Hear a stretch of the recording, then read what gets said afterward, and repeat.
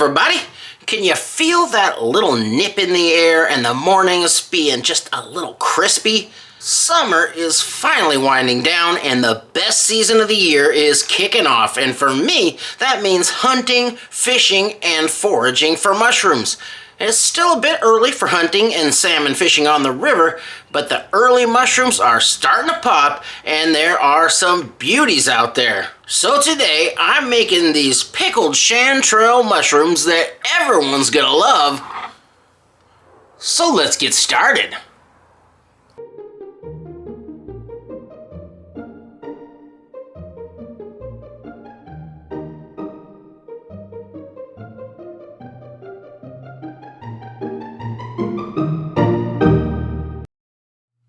These are the highest quality chanterelle mushrooms you're ever gonna find.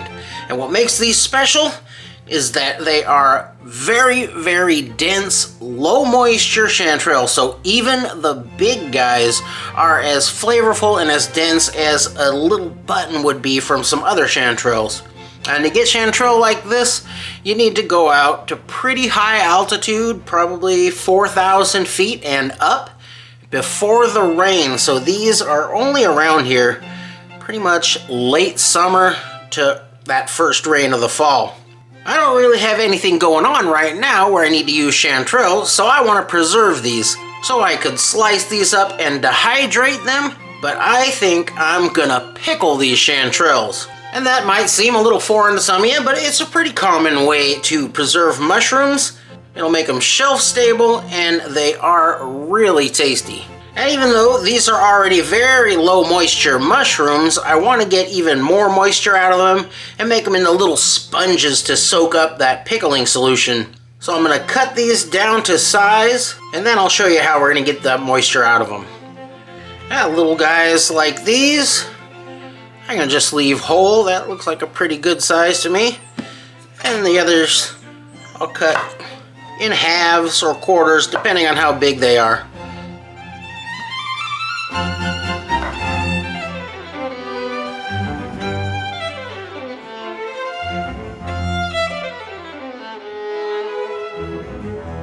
Just look how solid those things are.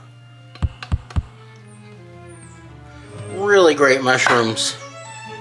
I don't always make it out to get these ones, but brother brought these down a few days ago.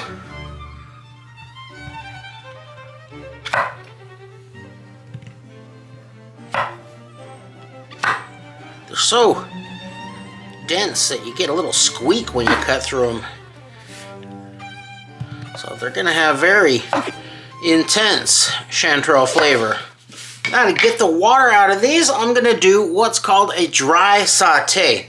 And that is exactly what it sounds. I'm going to put these into a pan, no oil. I'm going to put just a little sprinkling of salt in the bottom of the cold pan. It's going to help pull a little bit of the moisture. So we'll just get that going, starting from a cold pan. And as it comes up to temp, it'll start pulling that water out. And you can increase the temperature of the pan as the water's coming out, as long as you can see that you're not at risk of burning your mushrooms. And then you want to keep cooking them in this pan until just about all of that water evaporates. And then you'll have nice dry sauteed mushrooms, and those are ready to soak up anything you want to put in. If you want to go in there with some butter and garlic at that point, maybe a little bit of fortified wine, that makes a really good topping for a steak. But whatever you want to do with them, once that water comes out, they are ready and willing to soak up any flavors you want to put in them. Move them around a little bit until they really start sweating, and then you can slow down on how much you move them, but you will want to stir them from time to time.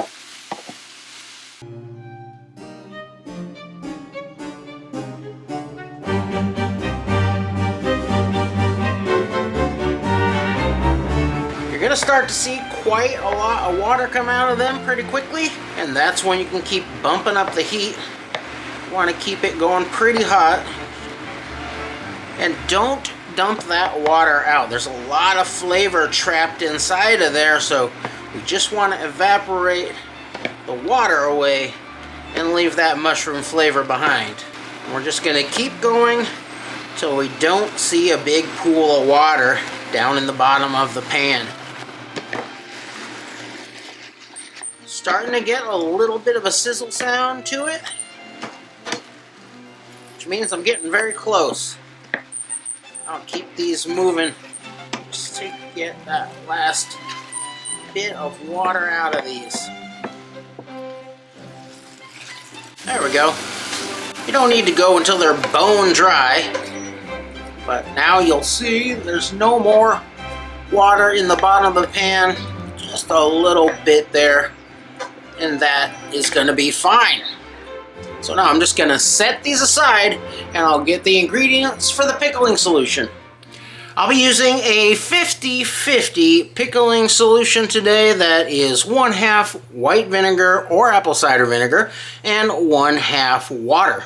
And for every cup of that solution, I'm going to be adding in 1.5 teaspoons of salt and 3 tablespoons of sugar. This is a fairly sweet pickle, and it goes really nicely with the mushroom. Now, once you've got your brine settled, the flavoring is really up to you. You can get very creative here. I'm going to go with a few slices of sweet onion in there, and these are just very thinly sliced. Maybe a sprig or 2 of fresh thyme in each jar, and some bay leaf, and these are fresh bay leaves, and they have very, very strong flavor. So I'll probably just use 1/2 of a bay leaf in each jar, maybe even a little less. But if you're using dried bay leaves, go ahead and put the whole thing in there. That's probably the only way you're ever going to get any type of flavor from a dried bay leaf. And for a little flavor of the forest to remind me where these mushrooms came from, I'm going to put in a few juniper berries for a little of that evergreen fir kind of flavor. So they're also pretty strong. I'm doing 1/2 pints today, so I'll probably just put 3 or 4 juniper berries in each jar, and I will just lightly crush them to help that flavor come out. And they're kind of soft, so you can just press on them lightly with a wooden spoon or a knife, anything, and just lightly crush them. Just break them open a little bit. Now my jars are already out in the canner heating up, so I want to get this brine solution cooking. So I'm just going to boil some of these ingredients, going with the vinegar and water solution. I'm going to cook the juniper berries a little bit to help bring out the flavor.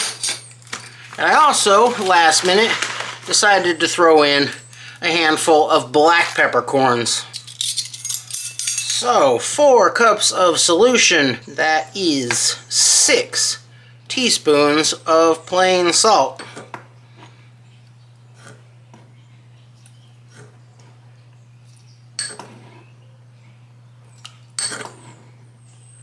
And 12 teaspoons of white sugar.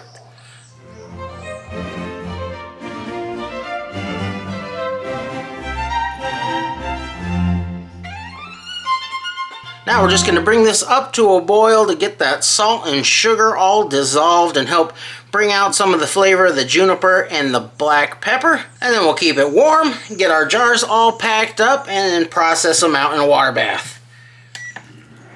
Now, if you're using those dried bay leaves, it's probably a good idea to throw those into the boil as well. Anything you can do to get some flavor out of a dried bay leaf is going to help. But the fresh ones, they'll be fine to put in the jars without boiling them first. We'll get plenty of flavor out of those. And if you do buy fresh bay leaves, you can usually find them and then just pop those in the freezer and they stay fresh for probably a couple of years. Even after that, they're going to have a lot more flavor than a dried bay leaf. Go easy at first because they are strong. Alright, once that comes up to a boil, good to go. Just cut that down to where it stays nice and hot. And if you're still not ready to go with your jars, get a lid on there so not too much water evaporates. But my jars are ready, so let me go get those jars and we'll pack them up and get this going. Alright, got nice hot jars here. I'm not sure if I'm going to use all these jars. It's going to be close. So let me get a few slices of that onion down into the bottom of each one of these. Oh, thank you. A little bit of fresh thyme. Not really going to measure anything. This is very home style. Now that bay leaf, I'm just going to use a little slice of bay leaf in each one of these.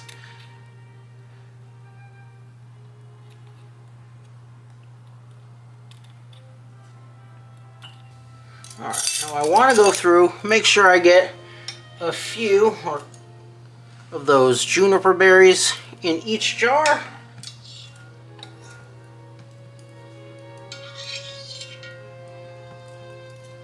That's looking good for flavor. Now we'll start getting these mushrooms in here. They got plenty of flavor of their own. And I'm going to get them in there. I'm going to pack them a little bit, not really, really hard.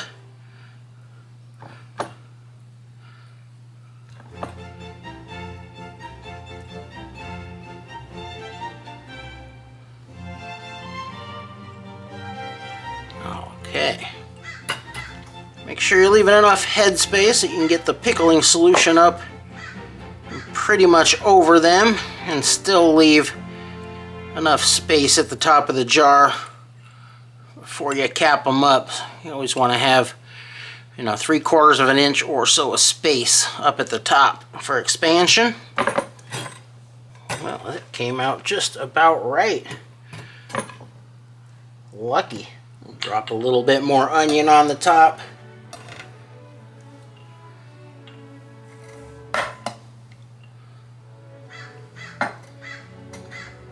Extra little bit of thyme.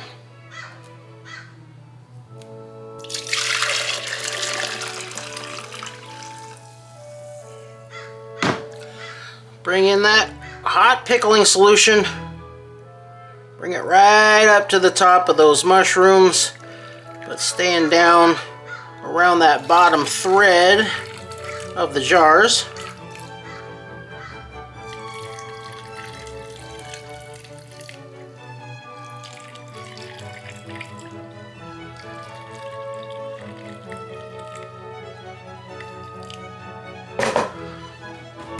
Knock out some air bubbles. That pickling solution will drop down quite a bit if you knock out the air, and then you're going to re-top them.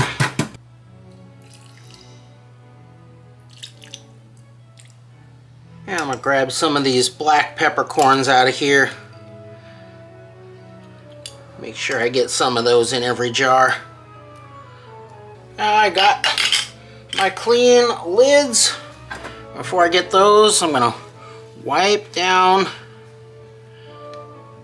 the rims of these jars. I've got just a little white vinegar on a paper towel here.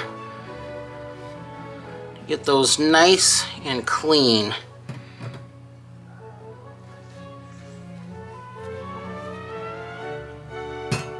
Now we just go lids. Now get your rings on there, snug them up, don't crank them super tight.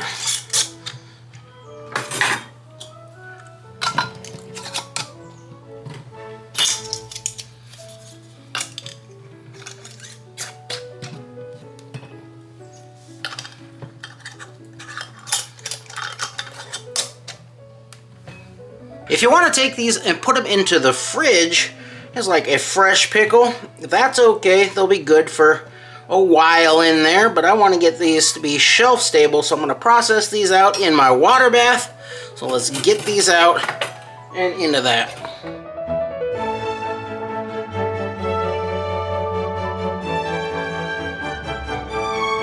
Make sure those are all the way submerged with an inch of water over the top of them, and we're going to cover those up. bring this up to a boil, and once it's at a nice rolling boil, we're gonna process these little half pints for 20 minutes.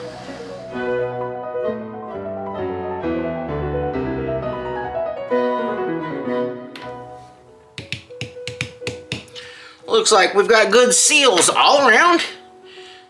And there's what we have. They look real pretty in there.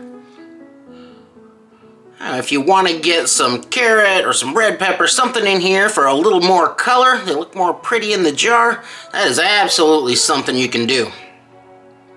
But now that they're all sealed up, it is going to take at least a few days for them to soak up that pickling brine. They will soak it up a little more quickly than more sturdy vegetables, so a few days is usually enough, but I give them at least a week. So we'll be back here in about a week to try these guys out.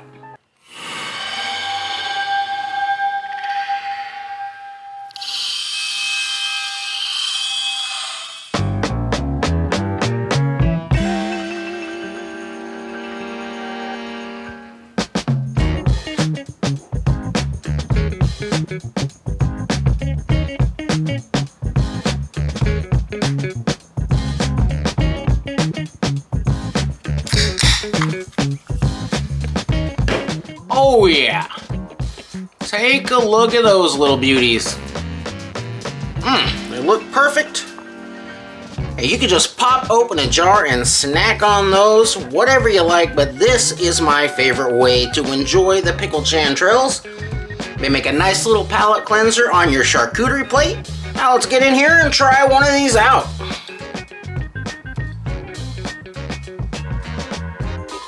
Check out that bite.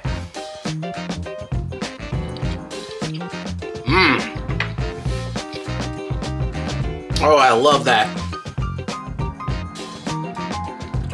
What a great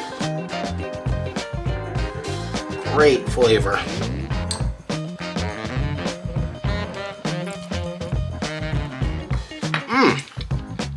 I absolutely love chanterelle mushrooms. They are by far my favorite of the wild mushrooms that we have around here. They're just packed with what I can only call the flavor of the forest. You really have to try it to know what I'm talking about. These have a wonderful texture. They're very meaty.